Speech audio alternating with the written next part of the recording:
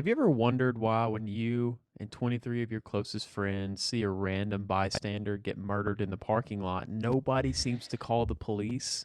You're just waiting on your buddy to call him. You're like, Tim's got it. He always calls the police. Tim's thinking the same thing. Today, we're going to explore some of the social psychology that's tested on the MCAT, like the bystander effect, groupthink, and more. Let's get right to it.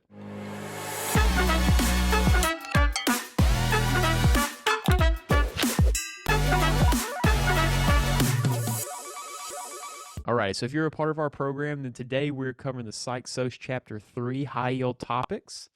If you're not a part of the program, well, that sucks for you. But you're still gonna do okay. We're gonna walk you through the high yield topics for Psych Soc. Some of Psych Soc. Some of Psych Soc, yeah, a very limited field of it actually. It's social psychology. So we're gonna, social psychology is a pretty broad topic. They could do entire classes on just aspects within that, but we're going to cover groupthink, group polarization, conformity, and the bystander effect today. As always, we put our mid-yield topics up for the chapter that our students are going through. So that would be motivation. And when I say that, I don't mean like a motivational speaker. I mean underlying drives that humans have. So the 4 F's, food, fighting, what is it? Food, fighting, fleeing, and mating, something like that. Yeah, I think the F word's one of them. And then I said mating. And then psychological disorders and all that psychopathology. So know a little bit about that.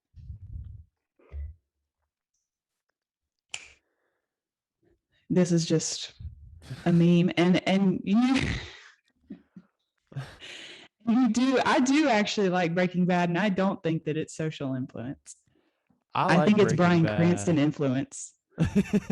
I like Breaking Bad, but I started to feel bad towards the end that I was rooting for the large drug dealer. I've always been rooting for them. Okay. We're just trying to make a living. That's right. Just trying to make an honest living. All right. So the first topic is groupthink. I would say groupthink and group polarization are going to be our two big players. You think, John? Yeah, for sure. Those are the ones you're going to see on the MCAT, but you'll probably see that on your real MCAT on test day. Yeah, for real. Groupthink, I put the literal Wikipedia definition up here because I think it's great. It's when a group basically comes to a decision without really thinking hard about that decision, because they just want to not upset the balance within the group. They don't want to dissent from the group. I'm sure you've experienced this at some point when the entire physics lab group thinks that it's a great idea to I don't know, fabricate answers or something. And you just kind of go along with it, and you don't think about the fact that you could get caught cheating or whatever. In my physics lab group, I was the ringleader of that decision-making process. But so you've probably experienced groupthink. There's, I think that's 7, 1, 2, 3. There's 8. Okay. So there's 8 kind of smaller aspects of groupthink that kind of play into why groupthink is a thing, why we kind of skip over that critical evaluation of alternatives, and why we eventually jump to a irrational conclusion. John, you want to cover them?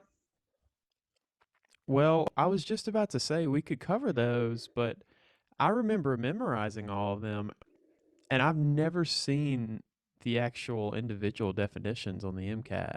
Have you? I was thinking that as well, and I was thinking there might have been one mention in my whole life of I don't know, and that might have actually just been within my program's question set for groupthink. So I don't really even. Yeah, like John said, I don't think those are high yield. I think I remember mind guarding being a incorrect answer choice on an Altius test. Yeah. I mean, you might just want to, I don't You know, definitely want hit to the high read it points on once, those. right? And Like it's not something you just ignore. yeah, You want to read it once, but with what you need to make sure you're thinking about with groupthink is you need to make sure you're thinking of I am trying to maximize conformity or consensus and minimize conflict. So yeah, maximize consensus, minimize conflict. And the way that they're going to test it on the MCAT is through scenario. They're going to be like, um, Tom, Dick, and Jane. Tom is just getting it today. I'm just throwing him under the bus everywhere. But anyways, he's a jerk. He's got it coming. Um, they are all at work, and Tom and Jane uh, agree with the boss about the new approach, and Dick really doesn't agree with it, but he doesn't want to rock the boat, and so he agrees with him as well.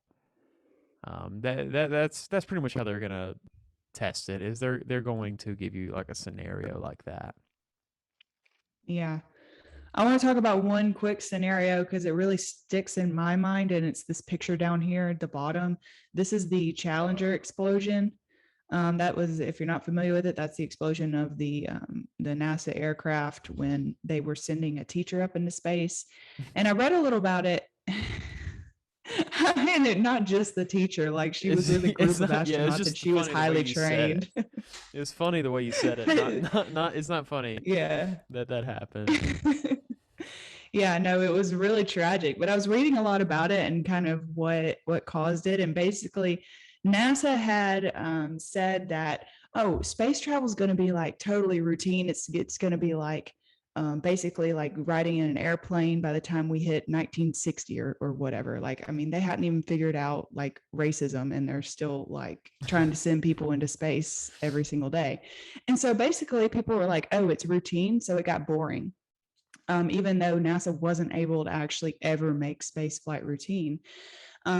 So they basically kind of had this big publicity. They were going to send this teacher to space, and she was going to teach a lesson from space. And they were sending her up on a Tuesday, and she was only going to be able to reach the satellite on a Friday. So they couldn't push it back. They had to launch on the day that they were going to launch, or else, the public would have an outcry or something. But really, on the day that they were supposed to fly, it was too cold, and the scientists, the people who created some of the parts on the aircraft were concerned about the cold. They were concerned about these little O-rings, like rubber O-rings, not being flexible enough to prevent leaks and things. And that is exactly what happened. It was not flexible enough. It was too cold and rigid, and there was a leak in the gas chamber or whatever it's called. And then there was a giant explosion, and it was really tragic, all because of groupthink, all because they were like, oh, the whole public wants this. Like, we need to not rock the boat. We need to not upset the balance of NASA, who's been working so hard for it, of the astronauts, of the public. And so they did not critically evaluate all the consequences of their actions. So really sad. You know that there was it's sad, right? But you know that there was some scientist that was like in the back, and he leaned over to his buddy. He was like, I don't want to say I told you so, but them O-rings. Yeah, no, it's said that the people who made it's not a gas chamber, like that's a Holocaust thing. I don't want to keep saying that it was a gas chamber, but like the fuel chamber. Compression um chamber is what I remember reading. yeah, sure, something like that. The people who made that, they were in constant contact with NASA, but the communication was a little bit stalled, I guess. It was a little bit, you know, it's kind of like when my mom calls me and I don't really want to listen to all that she's saying because she's rambling. So I'll put the phone down for a minute and then pick it back up later and say, That was kind of what NASA was doing to the makers of the fuel box or whatever. So they did mention the O-rings. They were like, hey, these O-rings are not, they're cold, they're chilly, they're rigid. And it just didn't get through. So Well, I have one more comment on that that is not sciencey, but I think it says a lot about where we've come and where we started. The fact that They wanted the person they wanted to send to space to live stream was a teacher teaching a lesson. Like, I feel like we would sing Cardi B up there to twerk or something like that. I would send my Just to cat up twerk there if on I had a Elon Musk. choice. Yeah. I would send Jack Harlow into space, I think, if I had anyone. Sing Industry Baby from Space. Ooh, Absolutely he could iconic. ask the O-rings what's poppin'. All right, that's enough of the gallows humor. I'll dial it back. Okay, next up is group polarization. Don't get this confused with groupthink, though. Group polarization, I think this picture pretty accurately describes it. It's when you kind of get a group together that have a certain they have a certain position on they have a certain opinion, I guess, about an issue. And it may be pretty spread out like this. Like this guy is really like radical to one side. He thinks waffles are like 1,000 times better than pancakes. But this guy's like, well, yeah, I think waffles are better than pancakes, but pancakes do have their day.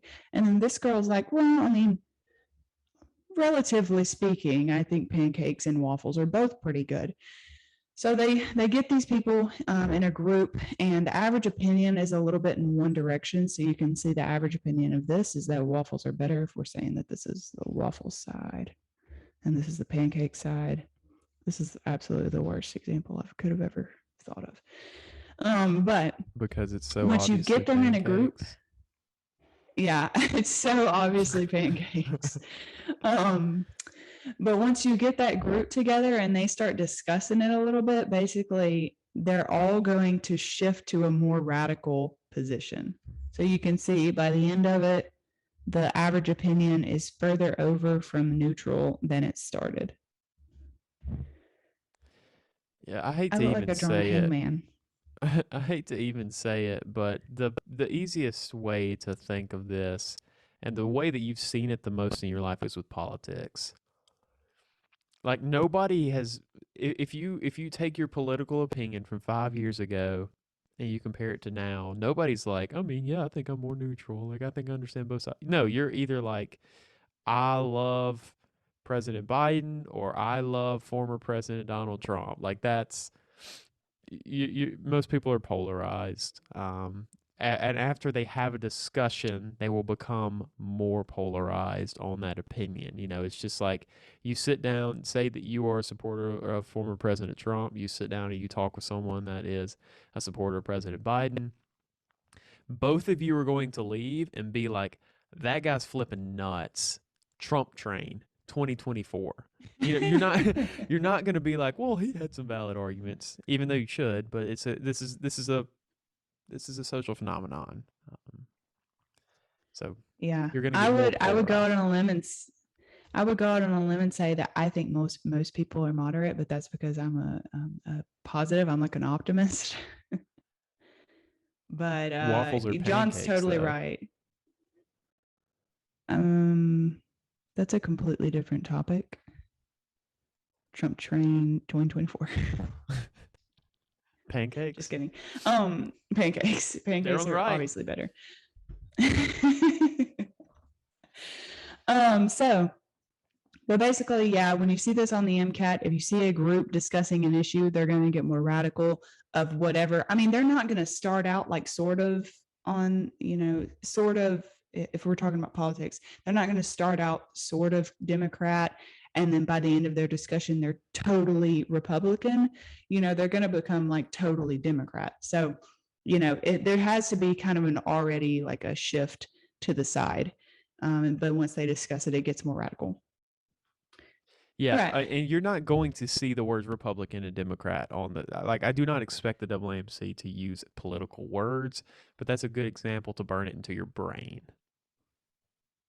Yeah, absolutely. I almost, when I started talking about it, I almost said, okay, this guy's a fascist. And then I was like, wait, maybe I shouldn't bring politics Yeah. into this. Anyway, okay, conformity. So conformity, the Wikipedia definition is pretty dang good. The act of matching attitudes, beliefs, and behaviors to group norms without being instructed or asked to do so. I added that last part in there actually, where it says without being instructed or asked to do so. If you're asked to go along with the group, that's called compliance. If you're instructed or demanded to go with the group, that's called obedience. But here with conformity, without being instructed or asked, you just kind of feel like a little bit of peer pressure, like, oh, maybe I should, I don't know, maybe I should conform with the group. There's a really funny experiment. Go ahead. Go ahead. Note how a lot of these topics seem like they play into each other. Like groupthink seems like you're like, oh, well, how do I separate groupthink and conformity? Groupthink maximizes conformity. So they're going to be difficult to kind of parse between or completely separate them because they're intertwined by their definition a little bit. But when it comes to things like groupthink versus group polarization, you are looking for the actual scenario. Groupthink and group polarization are results from a scenario, whereas conformity is an act in and of itself. Yeah. And the best way to keep these apart is to think of those scenarios. That's why I think it's important for us to give you scenarios for all of these, and that's why I'm doing that. But I think the scenario they used to test this way back in the like 60s or 70s was hilarious. And so I'm going to tell you all about it. They basically had a bunch of people in a room. Okay. These researchers were researching conformity, and they had like, I think it was like 5 or 6 Confederates, which means that they work for the research team, but they pretend like they're participants in the research study. So Confederates, 5 or 6 of them were in the room, and they brought the actual research participant who was just some random Joe off the street. And they asked him to all come into the room. So, okay, so Joe off the street is sitting in there, and he thinks he's surrounded by 5 other Jills off the street. And so they ask everybody, okay, you have this line here on the left. And then they showed him these 3 other lines. And they said, which line is the same length as the line on the left? Seems like a very simple task, right? It's A. Well, all the Confederates kind of went around and they were like, I guess it's B. I think it's B. If I go straight across, it's lands right on B.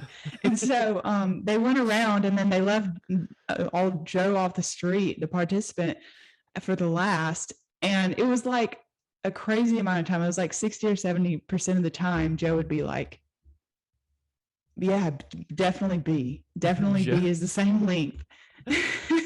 Joe got gaslit out of his mind. Yeah. And it's not that Joe probably thought like these MFers are crazy. Like it's obviously A, but he just didn't want to be the one guy left out that looked stupid because he picked A. So that's what conformity is. And I think that's a really funny experiment. All right. Anything else, John? I think that's pretty good. No, I think that's it. This is what I was talking about in the intro. The bystander? Yeah. You want to cover it? Yeah. So I already kind of gave you my example, but it says individuals are less likely to help someone in need when there are other people present. The more people you have, the worse it gets. Why? Because you think somebody else did it.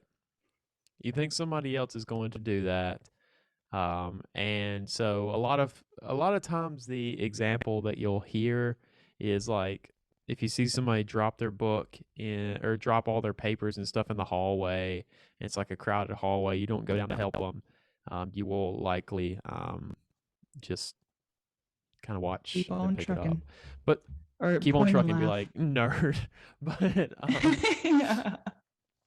The kind of the classic example is the example I was referencing jokingly in the intro, which is actually kind of a morbid story, and I don't remember the exact details, and Maggie, you may can fill me in, but I believe that you do know the exact details? Yeah, I read all about it. I got into like a wormhole about it when I was making this PowerPoint. All right, you go off, King. Take it Queen. from here. Yeah.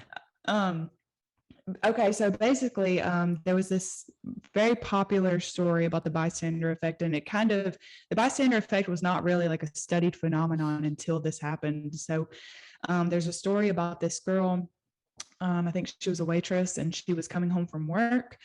Um, and it was like 3 a.m. in the morning or something, or maybe it was a little bit earlier because there had to be people watching. But anyway, she got mugged in the parking lot of her apartment complex, and she actually got murdered by the person that was mugging her. And as the story goes, there were 38 people watching from different balconies, watching her get murdered, and no one called. So that kind of like no one called the police. I guess everybody assumed that someone else had already called them, et cetera, et cetera. That's literally the bystander effect. So that kind of spurred a lot of research on social psychology and group dynamics. As it goes, I did research some more about it, and it seems to me that there were some people that call the police. So maybe humans aren't quite as crappy as we think we are. Psychology is stupid. Yeah, I know. We'd be stretching the truth just to get people interested. That's how I got tricked into getting a bachelor's in psychology. But anyway, so yeah, so in the story, it actually people did call, and the person that actually murdered her went on to confess to 2 other murders and a bunch of burglaries, a bunch of rapes. He had a psychological profile taken of him, like after he went to jail, and he was claimed to be like a necrophile and stuff. And he was really like, he very much disgusted me. But he recently died in like 2016, spending 52 years in what? You really out here doing some research. You know this guy's favorite cereal. I'm telling you. I fell into a wormhole because this guy really disgusted me. I was like reading the Wikipedia page and I was like, oh, this piece of crap. And then I was like, how did I get here? But yeah, he went on to spend like 52 years in prison, and he was like the second longest, he spent the second longest amount of time in jail of anyone in the New York prison system. So that's pretty interesting. Second only to Michael Myers. He also, yeah, he also, I saw where he came up for like parole several times because he was supposed to get a death sentence, and then he got life in prison, and then he actually came up for parole several times, like 15 times. And every time he went to the courtroom, he just kept effing it up. The first time he said, well, actually, I'm the victim in this scenario because everyone thinks I'm a piece of crap now. And he said that the actual victim, like the person that the people he raped and burglarized and killed, he was like, they actually only experienced a moment of pain, but I'm in jail for 52 years. So I'm the real victim. And then he said, I didn't mean to mug her. Or I didn't mean to kill her. Sometimes when you're mugging people, you accidentally kill them. So yeah, they denied his parole. It's just, man, that's bad. He has a lawyer. He had a lawyer appointed. No, his lawyer obviously was like, F you. You deserve to be in here. Anyway, I thought that was interesting. Back to the MCAT. We got some questions. I got a lot of questions after how well you knew that. I'll tell you the first one. It says, based on the passage, which I didn't put the passage in here because it's not required. Which statement is the best definition of groupthink? Groupthink refers to A, the faulty decisions that result in a powerful leader imposes his or her will on the group and overrides the wishes of the majority of its members. Definitely not, because groupthink is about when an entire group comes to a consensus, not when a leader imposes a consensus upon a group. So I don't like that. B says a style of decision making that occurs when strangers are placed into decision making groups and forced to make choices under time pressure. Groupthink doesn't have anything to do with time pressure or strangers. It can be a group of friends and they can have groupthink. So not loving that. C says the presence of conformity pressures and beliefs of superiority that lead decision-making groups to fail to critically evaluate their alternatives and options. You see that language, alternatives and options? That was in our definition of groupthink. So I like that. I know that, the illusion of it's something like illusion of superiority or something. That is one of the facets of groupthink. And so that's what they're talking about. So I like that. D says that a conscious decision-making strategy employed by groups tasked with making important policy decisions. I wouldn't say that groupthink is conscious. Would you, John? I don't think I would say it's conscious. No, I don't think it is, because the way to avoid it is to try to be conscious that it is a thing. Yeah, exactly. So groupthink is not really conscious, and it's not just based on policy decisions. So C, I think, is my final choice. It'd be a Yep. dumb strategy too. Yeah, Strategies right. to not wear about them O-rings. Stop. Oh my gosh. I think that's probably the exact moment when Elon Musk was born, actually. John, you want to do this? Yeah, I do. 4 students, all of whom oppose a university policy to ban alcohol on campus, are placed in a room and asked to discuss their views on this policy for an hour. Okay, I can already tell that this is going to be like a group polarization question, because they are going to be locked in a room and asked to discuss policies. Like, what else are we going for? Okay, so I'm reading that, I'm thinking group polarization, and so I know that your views should get more radical. Which outcome is most likely? The students' views will be unchanged. That's kind of tempting, because you're like, well, if they're for it, then they're still going to be for it. But group polarization says that if you're for it, you're going to be more radically for it. So I see maybe to A. I'm not going to rule it out. B, the students will oppose the campus policy more strongly. This is making the assumption that they all disagree with it to begin with.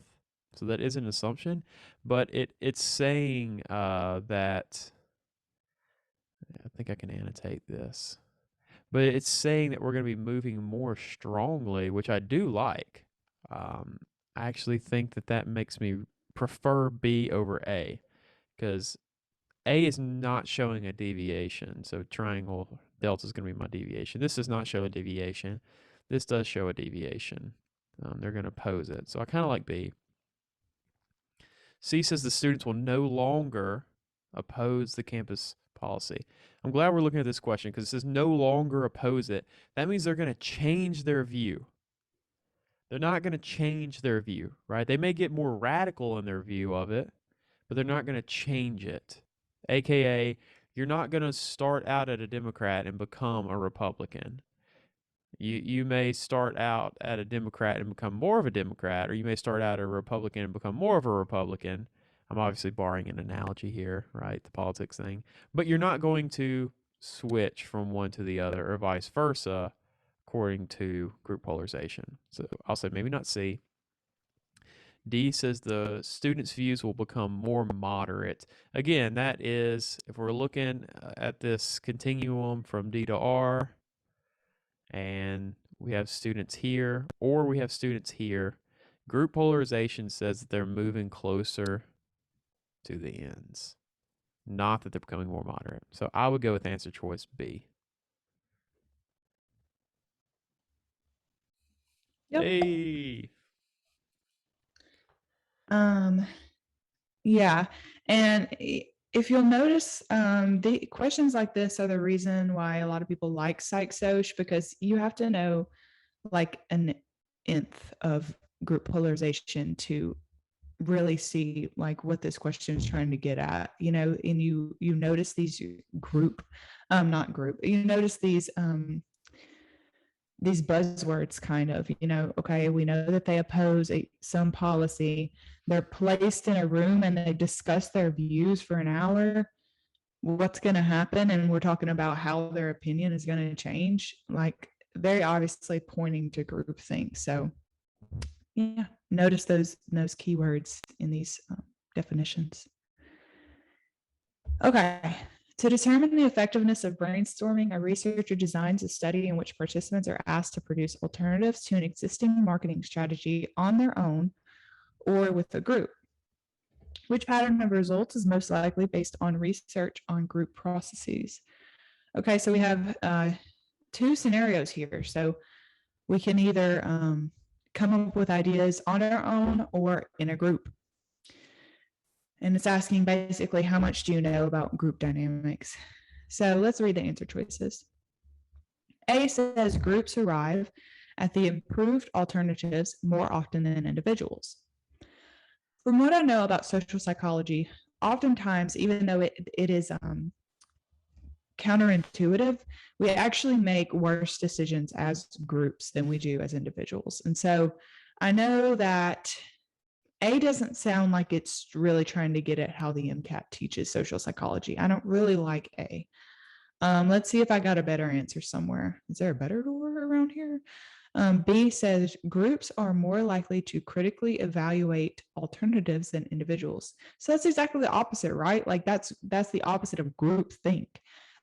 Groups are less likely to critically evaluate alternatives than individuals, right? Because they're all just like, yes, bro, let's do all this. Yeah, I like your idea, without even like thinking about it. C says on average, participants generate more alternatives alone than in a group. I like that because it basically says alone greater than in a group as far as like decision making goes. So I like C. D says on average, participants produce more alternatives in a group than alone. So just the exact opposite of C. So I don't really like that one. I think C is the right answer. Yep. Notice how that would go against what you would naturally think. And this is why some people find psych soc more difficult. Most people don't. Most people think it's the easiest section, but some people find it tough because you can rely less on intuition and you have to rely more on like your straight flashcard knowledge. But once you know the flashcard knowledge, it's cake. Do your flashcards. Yeah. Agree. Okay, John. A college student is late for class and is running down the stairs with several textbooks. I know where we're going. The student falls, dropping all the books, but do you know where we're going? The student is most likely to receive help if A, only one other student was present when the accident occurred. Okay, so before I even start reading the answer choices, I'm going to realize and recognize that we're talking about the bystander effect here, right? I mean, just the scenario they'll give us, right? We keep telling you that a lot of these things for social psychology they're testing are scenario based. So the scenario they're giving us is literally a scenario I gave you to teach bystander effect. So you should be able to get this one right.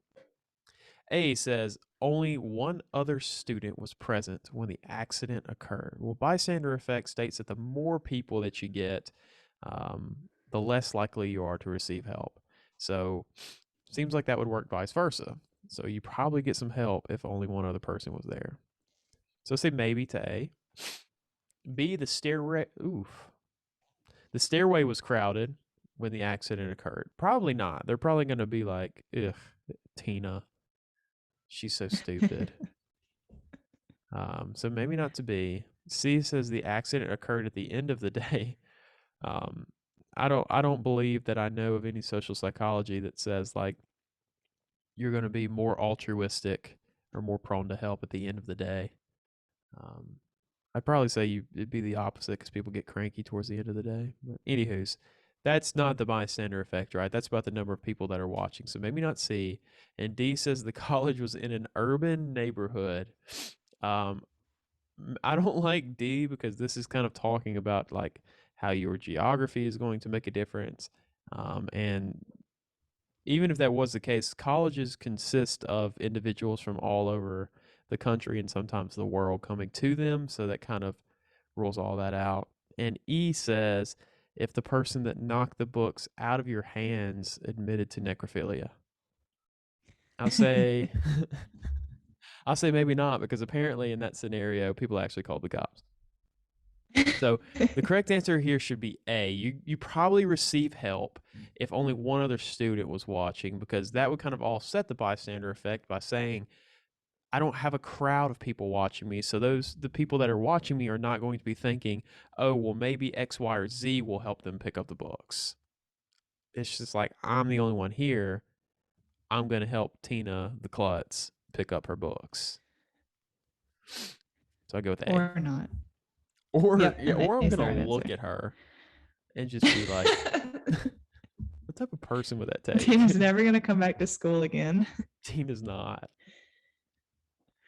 All right. That was the end of the questions. Guys, thanks so much for tuning in to this little lesson about social psychology. These are cake questions if you can get these definitions down, and you can really like separate them from each other and recognize these, like the scenarios that they give you, like what are they testing?